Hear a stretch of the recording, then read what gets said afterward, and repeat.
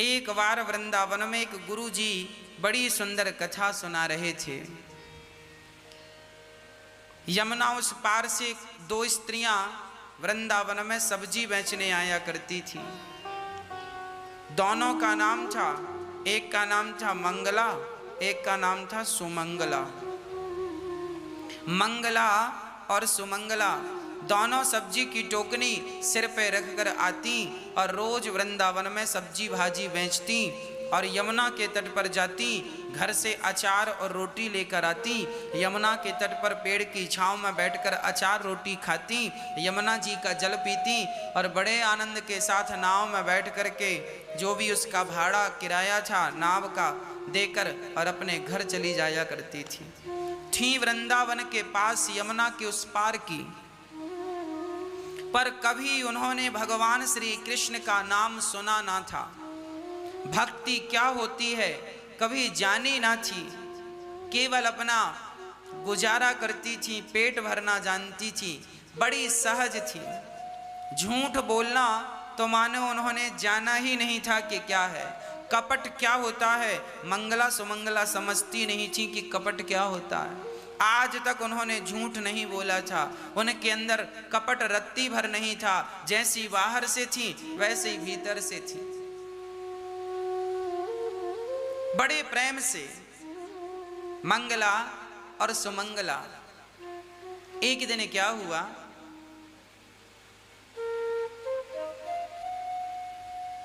वृंदावन आई सब्जी बेचने। आज उनकी सब्जी जल्दी बिक गई। जब सब्जी जल्दी बिकी तो उन्होंने देखा कि जहां वो सब्जी बेचने गई थी वहां एक बढ़िया कथा चल रही थी। मंगला ने कहा, सुनो सुमंगला, सब्जी तो जल्दी बिक गई है, घर जाकर भी क्या करेंगे, ये गुरुजी कथा सुना रहे हैं, चलो कथा सुन लेते हैं। तो सुमंगला ने कहा, बहन मंगला ये कथा क्या होती है। मंगला बोली, बहन सो तो मुझे भी नहीं पता कि कथा क्या होती है, पर चलो सब लोग कहते हैं कि कथा हो रही है, सो चलो हम सुन लेंगी क्या होती, हम भी जान लेंगी कथा क्या होती है।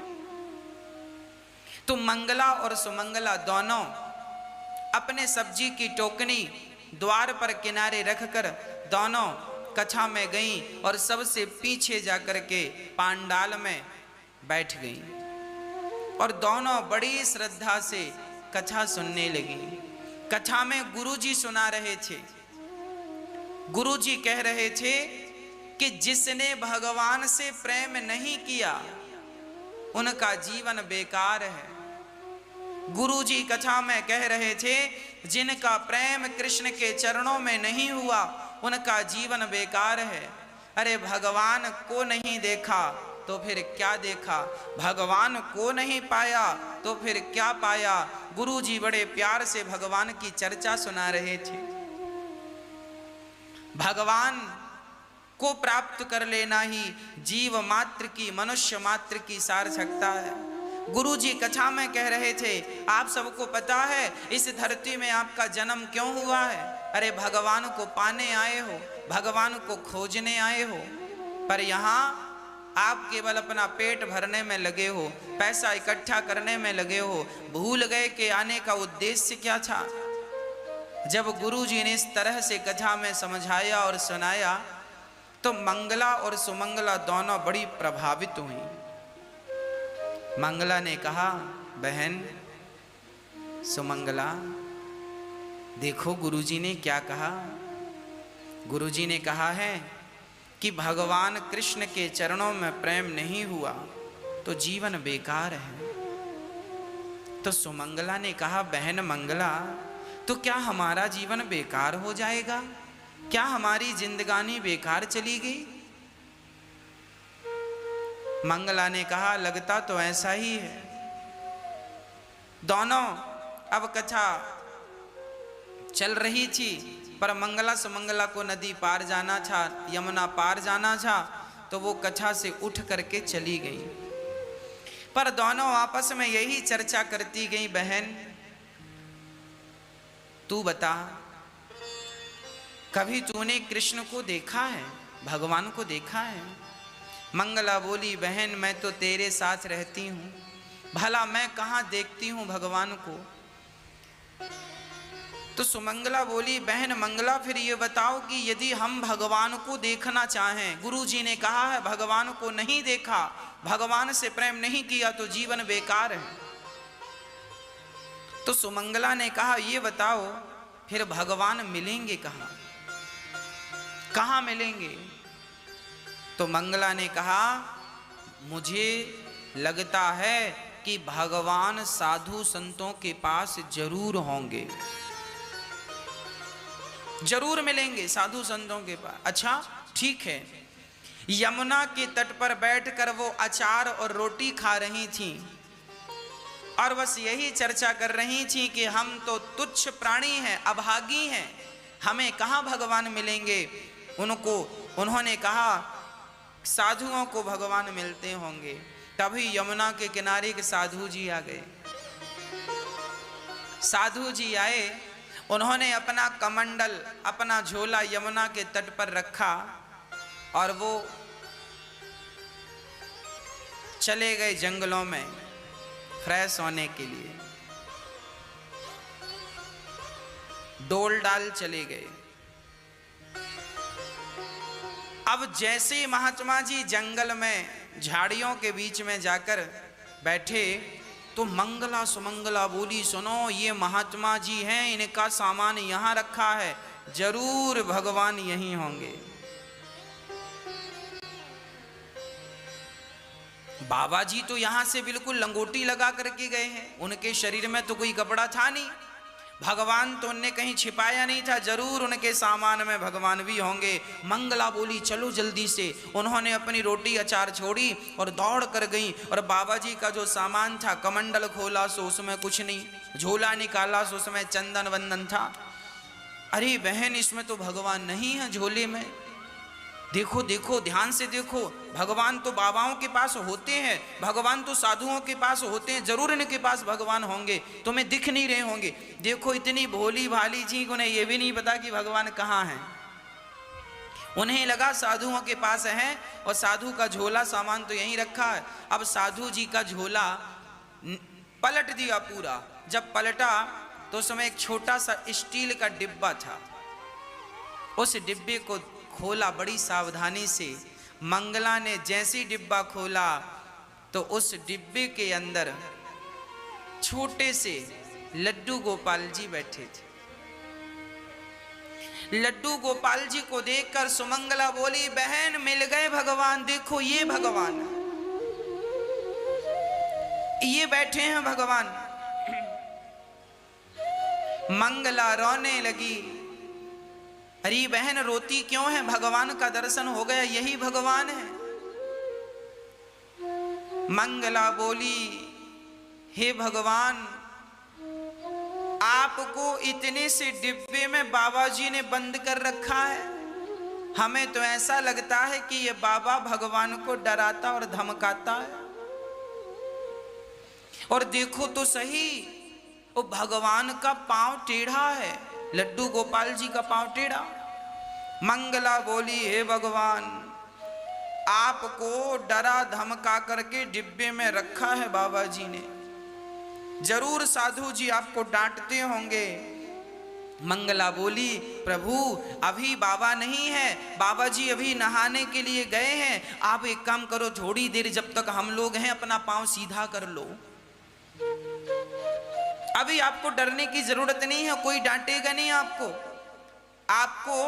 आपने डर के कारण अपना पांव टेढ़ा कर रखा है, डिब्बे में बैठते हो, इतने से डिब्बे में आप मेरे साथ चलेंगे तो मैं अपनी टोकनी में बिठाऊंगी आपको। मंगला ने कहा लगता है भगवान ज्यादा ही डरे हैं। सुमंगला ने कहा लाओ हम पांव सीधा कर देते हैं। भगवान को पकड़ा और लड्डू गोपाल जी का पांव पकड़ के खींचा सुमंगला ने। और भक्तों जब सुमंगला ने भगवान श्री कृष्ण का लड्डू गोपाल जी का पांव पकड़ के खींचा, सीधा किया कि प्रभु डरने की जरूरत नहीं है, बाबा नहीं, आप अपना पांव सीधा कर लो, थोड़ी देर आपको अच्छा लगेगा पांव सीधा करके। जब सुमंगला ने पांव सीधा किया तो भगवान उसकी सहजता, उसकी सरलता पर रीझ गए। न जाने कौन से गुण पर दयानिधि रीझ जाते हैं। भगवान उस सुमंगला और मंगला की सरलता पर, सहजता पर रीझ गए। और जब भगवान रीझे तो भगवान सुमंगला ने जब पांव पकड़कर खींचा तो श्याम सुंदर ने अपने पांव सीधे कर लिए। एक पांव नहीं, एक पांव मंगला ने खींचा तो सीधा हो गया, दूसरा पांव सुमंगला ने खींचा सीधा हो गया। अब तो भगवान बड़े हो गए, अभी टेढ़ा पांव था तो छोटे, अब पांव सीधे हो गए। मंगला सुमंगला ने ठाकुर जी को खड़ा किया। उनकी जो अचार रोटी बची थी, खाने के बाद जो बचा था वो पूरा खा नहीं पाई। जो अचार रोटी बची सो उन्होंने कहा, प्रभु हमें लगता है आप भूखे हैं, आप खाइए। तो भगवान उनके प्रेम में रीझ कर उनकी बासी रोटी अचार है ना, भगवान खाने लगे। गोपाल जी का मुंह खुला और वो भगवान को खिलाने लगी। भगवान उनकी तरफ देखकर मुस्कुराते जा रहे हैं, मुस्कुराते जा रहे हैं और मंगला सुमंगला खिलाती जा रही है। तब तक बाबा जी जंगलों से, झाड़ियों से निकलकर आ गए। और जब आए बाबा जी ने देखा कि हमारे झोले के पास दो महिलाएं खड़ी हैं। बाबा जी तुरंत, अरे कौन है, चोर हो क्या चुराने आए? बाबा जी दौड़े, पकड़ो पकड़ो। अब मंगला सुमंगला बोली, बहन भागो, भगवान को वहीं, प्रभु फिर मिलेंगे हम आपसे, कभी दर्शन होगा। भगवान को वहीं छोड़कर मंगला सुमंगला भागी और अपनी टोकनी उठाकर तुरंत भाग गई। अब बाबा जी बड़े गुस्से में आए, देखा तो पूरा सामान नीचे पड़ा, झोला दूर पड़ा।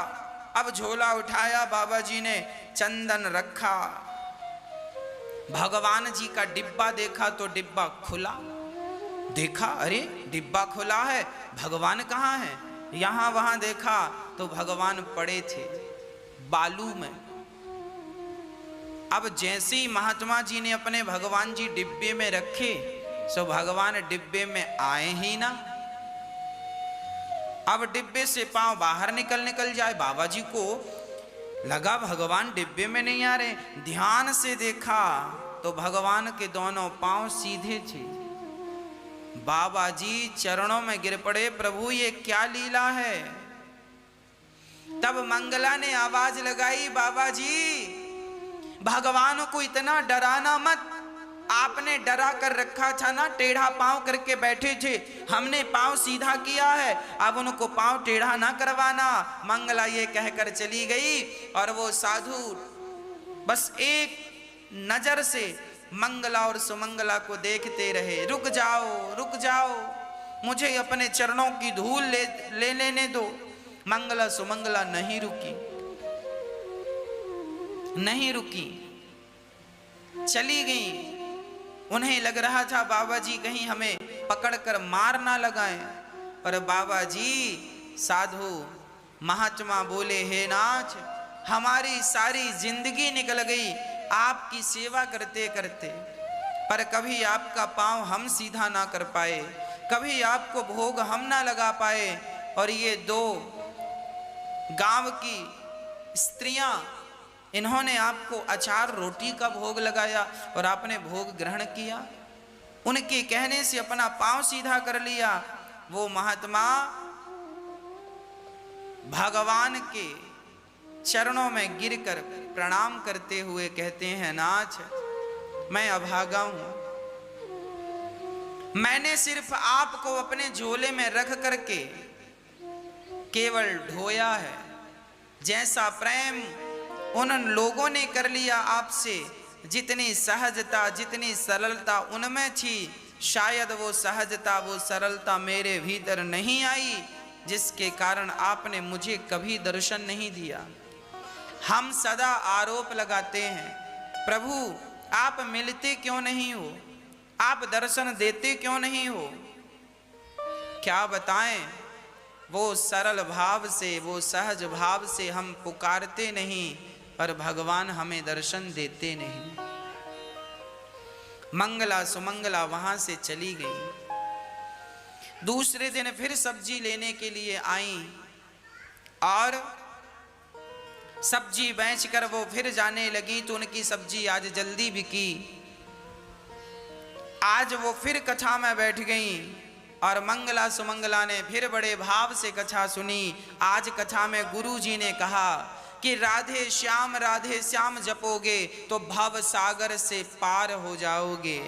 भव सागर से पार होना हो तो केवल आपको जपना है, केवल राधे श्याम।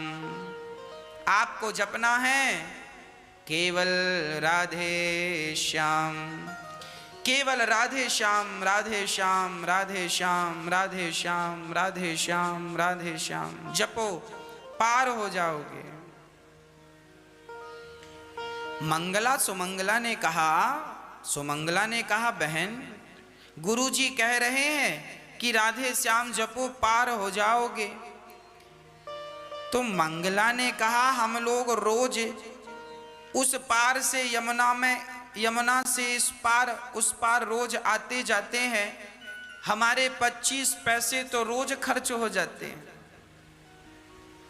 हम भी अब राधे श्याम जपेंगे और हम भी बिना पैसे दिए पार लग जाया करेंगे। आज वो जब कथा सुनकर गई तो वो दोनों मंगला सुमंगला आंख बंद करके गुरु के वचनों पर विश्वास करके दोनों केवल यही कह रही हैं, राधे श्याम, राधे श्याम, राधे श्याम, राधे श्याम। जब राधे श्याम उन्होंने कहा, सचमुच वो यमुना को चल करके उन्होंने पार कर लिया। अब तो दोनों नाचने लगी कि हमारे तो 25 पैसे आने के और 50 पैसे रोज के बचने लगे। खूब नाचने लगी।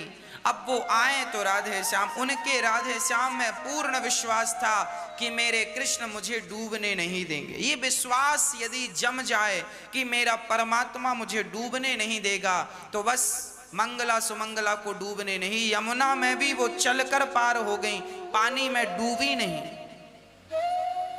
एक दिन मंगला ने कहा, बहन सुमंगला, गुरुजी की कृपा से हमने बहुत पैसे बचाए हैं, अब गुरुजी को घर बुलाकर गुरुजी का भोग लगाते हैं। मंगला बोली, तो मैं तैयारी करती हूँ, तुम जाओ गुरुजी को लेकर आना।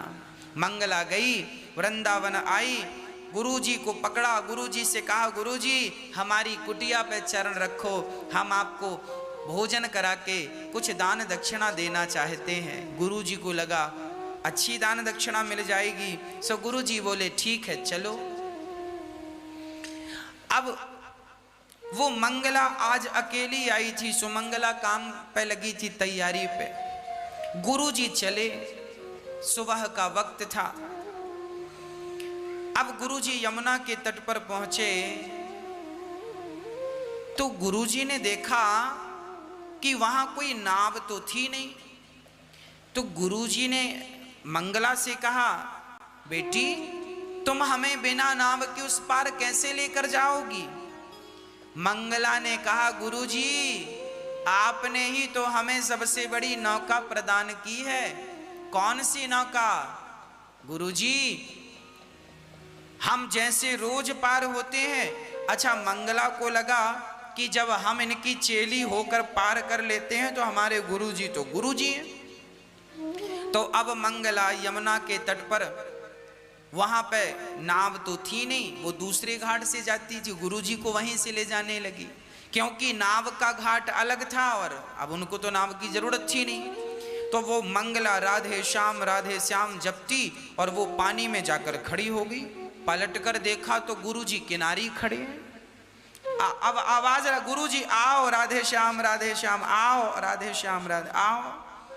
अब गुरुजी को लगा हो सकता है कि ये बहुत गरीब है, शायद नाव का खर्चा उठा नहीं पाएगी, तो जहां पानी कम है वहां से मुझे ले जाना चाहती है। तो गुरुजी ने अपनी धोती ऊपर की और पांव रखा, उनको लगा यहाँ पत्थर होंगे और ये पत्थर में खड़ी है। और गुरुजी ने जैसे ही पांव रखा तो गुरुजी कमर तक पानी के भीतर, गुरुजी पानी में डूब गए।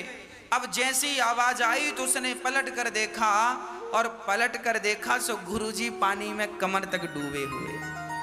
अब वो दौड़ कर आई, पानी में चल रही है, राधे श्याम अच्छा वो भी नाम जपना नहीं छोड़ रही है, क्योंकि नाम के बल पर ही तो खड़ी है। नाम जपना छोड़े सो वो भी डूब जाए। अब वो नाम नहीं छोड़ रही है, वो जप रही है राधे श्याम, और आई गुरुजी के पास। अब गुरुजी आश्चर्य, हे भगवान ये तो पानी में चल रही है। गुरुजी समझे कि ये कोई चुड़ैलन है, क्योंकि पानी में कोई इंसान कैसे चलेगा। अब उसने गुरुजी का हाथ पकड़ लिया, मंगला ने हाथ पकड़ा और वो हाथ पकड़ के ले जाने लगी।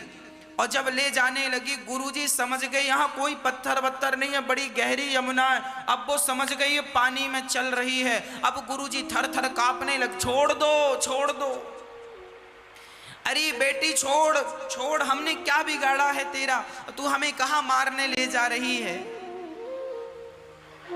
अब गुरुजी ने प्यार से समझाया, वो बस यही कहे राधे श्याम। गुरुजी समझ गए, हे भगवान बीच यमुना में ले जाकर छोड़ेगी और हमसे तैरना भी नहीं आता। अब गुरुजी ने थोड़ी धमकी दी, सुन मेरा बेटा पुलिस में है, यदि तूने हाथ नहीं छोड़ा जेल में डलवाऊंगा। हाँ क्या बिगाड़ा है हमने तेरा, हमें यमुना में क्यों डुबाना चाहती है। अब वो कुछ ना कहे, बस यही कहे राधे श्याम। जब गुरुजी हाथ छुड़ाने लगे तब उस मंगला ने कह दिया, गुरुजी बोलो राधे श्याम, गुरुजी बोलो राधे श्याम, गुरुजी बोलो राधे श्याम, गुरुजी बोलो राधे श्याम। यमुना क्या भव सागर से भी यमुना क्या भव सागर से भी यही मंत्र सो काम। गुरुजी बोलो राधे श्याम, गुरुजी बोलो राधे श्याम, गुरुजी बोलो राधे श्याम, गुरुजी बोलो राधे श्याम। अब गुरुजी से वो कहे, गुरुजी राधे श्याम बोलो।